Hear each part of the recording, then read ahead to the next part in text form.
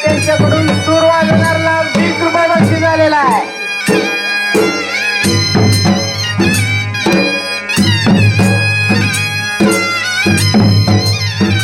जोरात गणपती टिपाणीवाले 20 रुपये बक्षीस आलेलं आहे तुम्हाला.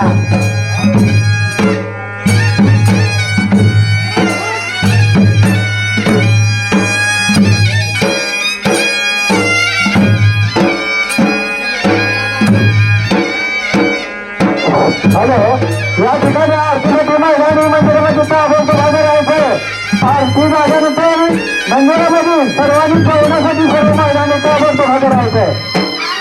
या ठिकाणी वडगणपती मंदिराचा कार्यक्रम चालू आहे, तरी सर्व महिलांनी आरतीसाठी ताबडतोब मंदिरामध्ये हजर राहायचं. आणि ज्या ठिकाणी जेवणाचा कार्यक्रम